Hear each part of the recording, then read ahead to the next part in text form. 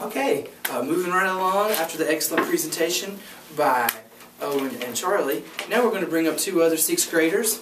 Coming up next to the podium here we have Davis and Jackson, who are going to be presenting to you about the themes in Robinson Crusoe.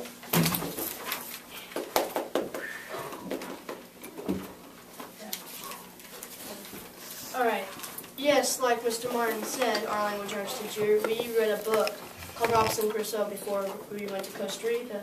And we're going to start out this presentation by reading this beginning paragraph, the intro of our essay that we wrote. Robinson Crusoe is a great book by Daniel Defoe. The book was published in the year 1702. The author also wrote a book called The True-Born Englishman, a Satyr.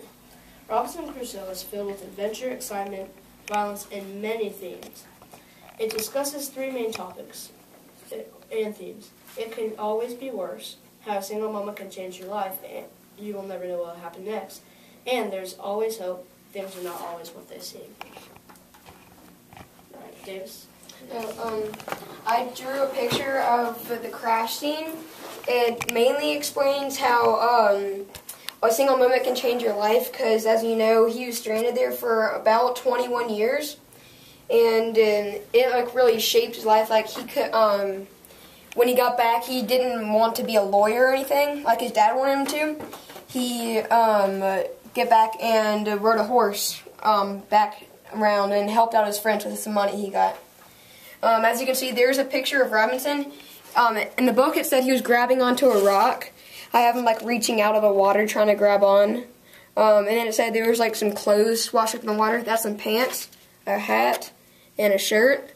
Then over here is the ship that was wrecked. And then here's the beach with some palm trees. I named it The Crash because, well, that's just kind of what happened. And another theme of this is that things could always be worse, because like all of his other shipmates, he could have died, but he survived. So, and then I'm gonna read part of this story about the crash.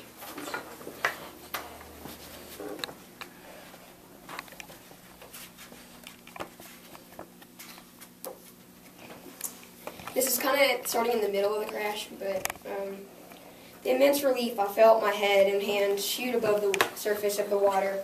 I took a deep breath on the spot and felt ground beneath my feet, but not for long. But twice again the sea picked me up and hurled me with its full power, the final time against a big rock.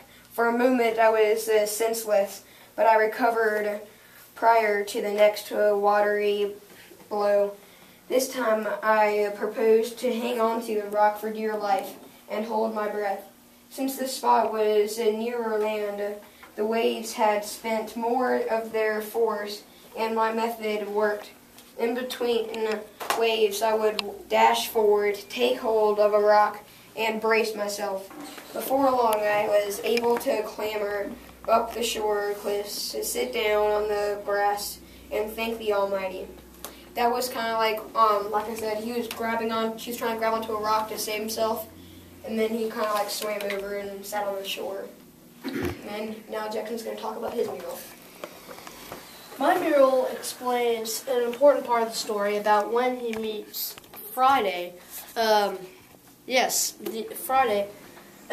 This is a very important part of the story because he was stranded on this island for, yes, what David said, around 21 years. And for almost half of this time, he had no human to talk to. He just had animals he had tamed and captured, but he hadn't talked to a human for an extremely long time.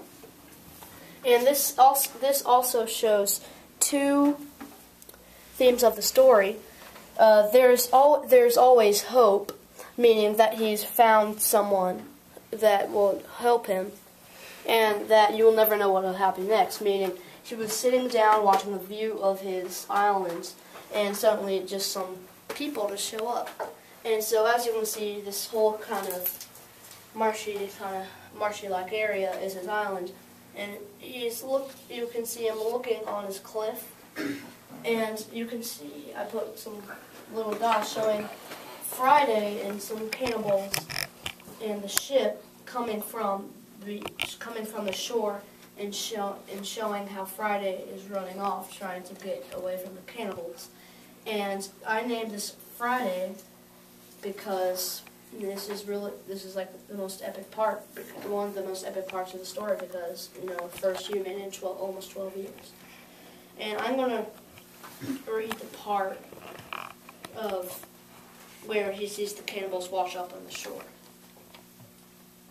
For over a year and a half, I kept going out to watch, both at the west end of the southwest corner of the island. Nothing. This time, though, my frame of mind was different.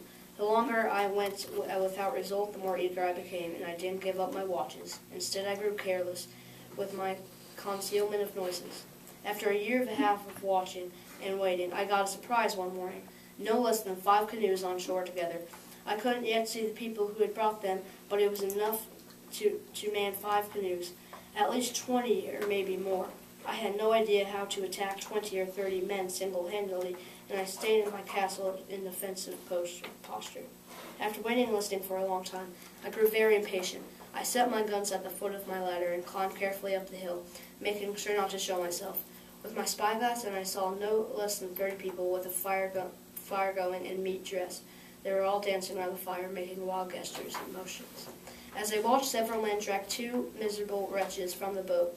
A burly native struck one down immediately with a club or a wooden sword, and the victim fell stunned or dead. Not that it mattered much, for 2 or 3 others immediately began cutting him open for cooking. The other was left by himself until they were ready for him. At that very moment, though, the nature inspired him in hopes of flight. Seeing his chance, he took off at incredible speed across the beach straight toward my castle. And me and Davis have prepared a little play to demonstrate what I just read. We have a guest star in this play. 2 guest stars, actually. Oh yes, 2 guest stars. One's Micah and one's Charlie. They're going to be the cannibals for this play. I'm going to be Robinson Crusoe, and Jackson is going to be Friday. So should we go into the other room? Yes. Okay.